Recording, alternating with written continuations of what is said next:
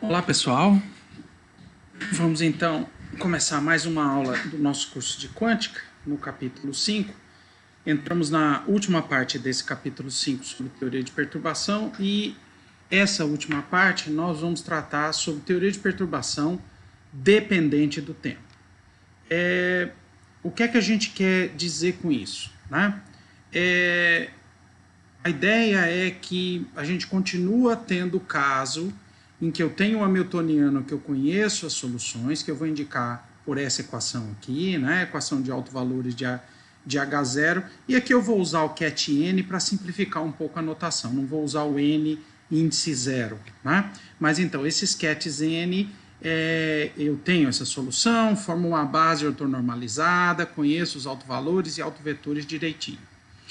A hamiltoniana de interesse é essa aqui. Então, o hamiltoniano, que eu conheço a solução, ele é independente do tempo, e o que eu tenho agora é um termo adicional que a gente vai considerar nesse capítulo via teoria de perturbação como um termo dependente do tempo, e nós vamos analisar nessa parte, nessa terceira parte do capítulo, como que o aparecimento desse termo dependente do tempo altera o que a gente fez até agora e principalmente a relação disso com algumas aplicações importantes. Nós vamos concluir o capítulo falando sobre a interação da radiação com a matéria, né?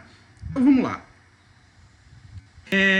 Então, normalmente, quando a gente tem um problema que envolve uma hamiltoniana dependente do tempo, o que a gente quer saber, na verdade, é a probabilidade do sistema sofrer uma transição. Por exemplo, imagina que ele está num determinado estado inicial de H0 e, à medida que o tempo passa, a presença desse termo aqui, qual é a probabilidade de que o estado vá para um outro estado qualquer do hamiltoniano? Ambos estados estacionários de H. Então, nesse sentido, é que a gente vai considerar que esse termo ele não altera os níveis de energia, mas ele vai produzir a transição, né? Então eu vou ter, no fundo a gente vai calcular probabilidades de transição do estado sair do sistema sair de um determinado estado inicial e ser encontrado depois de um certo tempo num determinado estado final. Então, como vocês podem ver, isso é super importante para qualquer tipo de problema que envolve transições entre estados, sob a ação de um agente externo, né? Tipicamente, esse potencial V de T é um agente que a gente diz é um agente externo ao sistema de interesse que está no estado estacionário, eu introduzo um termo temporal que perturba o meu sistema e vai produzir uma transição, né? Então, é bem nesse escopo que a gente vai trabalhar, então, essa última parte do capítulo. Então, vamos lá. Vamos imaginar que no instante inicial, no instante T0, o sistema está num determinado estado alfa. Então, nós vamos fazer aqui geral, né? E esse estado alfa, então, vamos expandir na base formada pelos autovetores de H0. Né? Então, isso aqui pode ser uma combinação linear de diferentes estados estacionários de H0. Né? Então você vê, essa probabilidade de transição aqui é um pouco mais geral, é a probabilidade de sair do estado alfa para um outro. Né? Bom, nós vamos ver. E nós vamos chamar os coeficientes da expansão aqui de CN0. A gente já vai entender o motivo já já. Então esses aqui seriam as componentes, né, do estado alfa nas diferentes direções dos vetores da base. O que a gente quer achar, e aí nós vamos simplificar, nós vamos imaginar que o instante inicial é sempre t igual a zero, por isso que eu já escrevi aqui Cn de zero, é que a gente quer descobrir o que acontece com o estado depois que passou um certo tempo t sob a ação desse termo perturbativo V de T. E nós vamos escrever o estado dessa forma. Então, nós vamos dizer que eu tenho dois termos temporais, um que é uma fase, que depende da energia, e um que é um coeficiente que depende do tempo. Qual é a a conveniência, o porquê que a gente faz isso. Então a gente, no fundo, escreve a dependência temporal basicamente nos coeficientes da expansão, mas a gente separa formalmente em duas partes, né?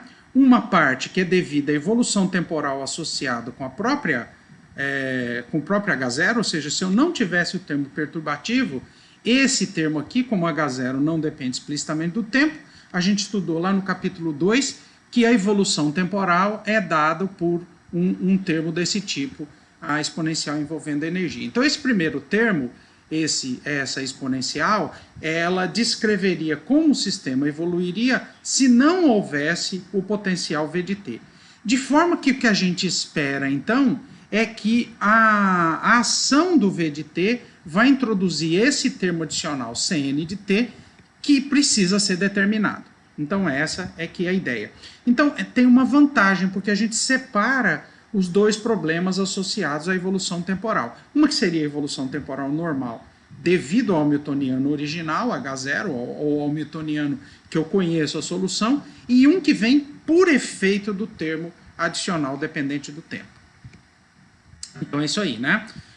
Tem algumas vantagens adicionais, que é a seguinte, que a probabilidade do sistema permanecer num estado qualquer n, ou seja, se eu perguntar qual é a probabilidade do estado alfa 0t Cn, eu tenho que multiplicar pelo Bra n aqui, né? Se eu multiplico eu multiplico aqui pelo Bra alfa 0t, né? Se eu multiplico pelo Bra alfa 0t, vai aparecer Cn complexo conjugado, e elevado, não é isso? Nos produtos, e as probabilidades, então, que seria o módulo ao quadrado disso aqui tudo, não depende do termo exponencial. Então, uma vantagem importante é que a probabilidade do estado ser encontrado num dos autovetores de n, eu falei que multiplica pelo Bra, não precisa, na verdade, né? Basta olhar o módulo ao quadrado do coeficiente que multiplica o n. Isso aqui já é a probabilidade, né? Isso já é a probabilidade de alfa 0t ser um dos n's, né? Módulo ao quadrado disso aqui tudo. Ora, o módulo ao quadrado disso aqui tudo vai ser o módulo ao quadrado Cn, porque isso aqui é um número complexo de módulo unitário. Então, tem uma vantagem aqui adicional, é que essa probabilidade de estar num determinado estado n só vai depender do coeficiente Cn de t. E a outra que eu já falei, que a evolução temporal é separada, a evolução usual do H0 com a evolução dependente do tempo. Muito bem. Antes da gente tratar o problema propriamente dito, vamos analisar alguns aspectos formais de quando a gente tem uma dependência temporal. Para isso, nós vamos introduzir uma representação, né? O Sakurai chama de representação, e ele vai comparar isso com a representação de Schrödinger e a representação de Heisenberg, que a gente viu lá no capítulo 2. Lembra que quando a gente estudou evolução temporal, tinha duas formas, sob a ação do hamiltoniano, né, que eu conhecia a solução, tinha duas formas de eu analisar esse problema. Ou eu usava a representação de Schrödinger, que o estado evoluía no tempo, ou eu usava a representação de Heisenberg, que as variáveis físicas ou os operadores que evoluíam no tempo. Então, a gente vai definir aqui uma representação que chama representação de interação. E essa representação de interação é definida com base nessas duas igualdades aqui. Então, nós vamos dizer que o alfa de T0T, ou seja, o estado num instante qualquer, na representação de interação, é obtido a partir do alfa na representação de Schrödinger, multiplicando por e elevado a i h0t sobre h cortado. E os operadores na representação de interação é obtido a partir dos operadores na representação de Schrödinger, a partir dessa expressão, colocando e elevado a menos i h0t como um gerador da transformação. Então você vê que nesse sentido é como se fosse uma representação intermediária, né? Porque eu teria tanto o estado quanto os operadores físicas, os operadores podem representar grandezas físicas, evoluindo no tempo. Então é isso, o índice I indica essa nova representação e o índice S indica as mesmas entidades na representação de Schrödinger. Em particular, o potencial externo, não vamos colocar aqui o T para não carregar muito, né, a anotação, o potencial externo dependente do tempo, na representação de interação, ele é obtido a partir do potencial que aparece lá na Hamiltoniano, na representação de Heisenberg, a partir dessa expressão. Muito bem. Qual é a vantagem que a gente ganha fazendo isso, né? Então, vamos analisar um pouquinho mais, começando a partir da primeira definição. Por exemplo, se eu multiplico por IH e derivo em relação ao tempo. Então, eu vou multiplicar por IH dos dois lados e derivar em relação ao tempo dos dois lados. Ah, então, aqui só fizemos isso. Bom, aqui é uma derivada de um produto, então isso aqui vai dar derivada da exponencial vezes o ket na representação de Schrödinger, e aqui vai dar a exponencial vezes a derivada do ket na representação de Schrödinger. E aí a gente vai lembrar uma coisa, que IH-DDT, então esse termo aqui, ó, IH-DDT do ket, do estado na representação de Schrödinger, isso aqui é a equação de Schrödinger generalizada, né? Que não depende do A base, né? Por exemplo, se eu uso a base formada pelos autovetores do vetor posição, isso aqui se transforma na equação de Schrödinger usual, né? Mas o IH-DDT, então, é o hamiltoniano vezes o ket na representação de Schrödinger, e a gente vai substituir aqui, né? Então, deixei aqui esse primeiro termo, e aqui eu substituo, então, quem é o alfa de T0T em termos, o DDT, né? Em termos do H, eu já escrevi aqui H0 mais V. E aí nós vamos separar esses dois termos, e lembrando que o alfa de T0T é E elevado a IH0T, alfa de T0T na representação de Schrödinger. Então, isso aqui, ó, esse IH0T sobre H cortado, alfa de T0T, vai ser o alfa na representação de Schrödinger, é o alfa de T0T na representação de Heisenberg. E veja que do lado de cá também vai aparecer, né? Então, escrevendo isso, então aqui eu vou ter um menos H0, alfa de T0T na representação de interação, e do lado de cá eu vou ter um mais H0T, alfa de T0T na representação de interação. E do lado de cá ficou o termo. Então, o que vai acontecer aqui? Esses dois termos se cancelam, e aí agora nós vamos usar um truque, que é colocar o 1 aqui no meio, né? Eu vou colocar um operador unitário aqui no meio, que é E elevado a IH0T sobre H cortado, E elevado menos, né? E o mais aqui, a diferença de sinal aqui nas fases, né? Como isso aqui é tudo produto válido, eu posso ler desse jeito, e agora isso aqui eu recupero o alfa de T0T na representação de interação, e isso aqui é o potencial na representação de interação, e a gente chega a uma equação interessante, que é essa equação aqui de baixo, e H cortado DDT de alfa T0T na representação de interação, é o V de I alfa de T0T na representação de interação. Então, essa é uma equação similar à equação de Schrödinger, só que ao invés de aparecer o H aqui, eu só tenho o termo dependente do tempo, na representação de interação. Então eu posso encarar isso aqui como a equação que eu preciso resolver, e veja que só vai depender do potencial externo, né? Dependente do tempo. Então tem algumas vantagens. Essa expressão também indica que esse ket na representação de interação vai ser fixo no tempo se o V de t não existir, ou se o V de t não tiver uma dependência temporal, né? Então isso é uma coisa interessante, porque se esse V de t aqui não existir, né? Se esse V de t não existir, desculpa, não é não ter dependência temporal, ele não vai existir, tá? Se ele não existir, isso aqui vai ser zero, e então o ket na representação de interação é fixo no tempo. O que relembra um pouco a representação de Heisenberg, né? Uma outra coisa interessante, isso aqui é um dos exercícios da lista, a gente pode mostrar que para uma dada grandeza física observável, que não dependa explicitamente no tempo na representação de Schrödinger, eu tenho uma equação de movimento similar à equação que a gente obtém para as variáveis, para as grandezas físicas, na representação de Heisenberg. Então, se o operador que representa o observável não tem uma dependência explícita no tempo, ele tem uma equação de movimento, que é ddt do A na representação de interação, é IH cortado A na representação de interação, H0. E é uma equação interessante porque, na verdade, seria uma equação similar na representação de interação, só que ao invés de ter aqui o H completo, eu tenho só o termo que não depende do tempo, né? Só tem o H0, então tem algumas vantagens também em trabalhar com essa representação. Então, como eu já adiantei, o Sakurai coloca isso, né?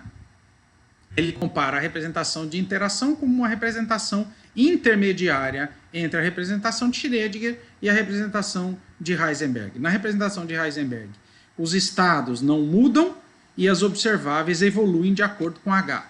Na representação de Schrödinger, o estado evolui de acordo com a Hamiltoniana e as observáveis, que não têm dependência temporal, também continuam não tendo. Na representação de interação, a gente separa essas duas coisas. O estado evolui de acordo com o termo temporal e as grandezas físicas evoluem de acordo com H0. Então é como se a gente separasse as duas contribuições, ou os dois termos que produziriam evolução temporal geral, né? Separando numa parte devido ao estado e noutra parte devido à observável. Essa representação de interação é também chamada representação de Dirac, porque, obviamente, foi proposto inicialmente por Dirac. Né? Então, voltando à equação diferencial que a gente teria que resolver, então, para responder como o estado na representação de interação evolui no tempo, a gente pode multiplicar por ambos os lados por um dos vetores da base, obtendo essa expressão, e usando o fato de que esses autovetores eles continuam, formam ainda a base no nosso espaço, a gente pode multiplicar por um de Dirac aqui no meio, né? Aqui entre o V na representação de interação e o alfa de T0T, o ket, na representação de interação, a gente coloca um de Dirac, né? E a gente obtém essa equação que precisa resolver. Isso aqui está ficando interessante porque, bom, não vou adiantar não, nós vamos ver já já. Né? E eu posso fazer uma simplificação nessa expressão, lembrando que, ou uma simplificação de notação, né? Lembrando que o V de I é dado por o potencial na representação de interação é dado por essa expressão, e que então o elemento de matriz, né, na base formada pelos autovetores de H0 do V de I pode ser escrito como sendo essa expressão aqui. Né? É só eu colocar no lugar de V de I isso aqui. Esse termo aqui age no ket M dando EM, esse termo aqui age no Bra N dando EN, e a gente fica com uma exponencial em termos das diferenças de energia, e aqui no meio fica o elemento de matriz, agora na base, do potencial dependente do tempo, que é o efeito que a gente quer calcular. Lembrando que a gente pode escrever o estado na representação de interação em termos de dos coeficientes m de t. Qual é a ideia aqui? Como o estado evolui, a parte devido à evolução de H0 está nas observáveis, a parte na representação de interação, ela evolui de acordo, né, se a gente voltando aqui, né? Na representação de interação, a evolução desse estado depende só de V. Então, é razoável a gente escrever o ket na representação de interação na base formada pelos autovetores de M em função só dos CMs de T. Né? Porque essa evolução temporal vai ser dada pelo potencial V, que é o que a gente quer. Bom, se a gente fizer isso, multiplicar por N também dos dois lados, a gente obtém, então, que os coeficientes, como era de se esperar, o Cn de T, ou seja, esses coeficientes aqui, é simplesmente a projeção desse estado na direção do vetor, de um dos vetores da base, ou seja, as componentes do vetor. Né? Então, se a gente pega aquela equação diferencial em termos de componentes, né? E a gente substitui o que a gente acabou de calcular, né? Substitui no lugar aqui dos elementos de matriz do V na representação de interação, essa expressão em termos do V na representação Schrödinger, né, ou do potencial de interesse, e no lugar dos coeficientes na representação de interação, os CNs de t, a gente obtém, então, um sistema de equações diferenciais, lembrando que isso aqui é uma equação diferencial para cada n que eu tiver. Então, se eu tiver uma base, se o meu espaço tiver, por exemplo, dimensão 4, isso aqui é um sistema de 4 equações, porque eu tenho uma componente do estado alfa de T0, Ti, em cada uma das 4 direções do estado. Então, isso aqui é um sistema de equações diferenciais, e veja que é um sistema de equações diferenciais acoplados, né? Porque cada um dos Cs depende de todos os outros, a derivada deles. Tá?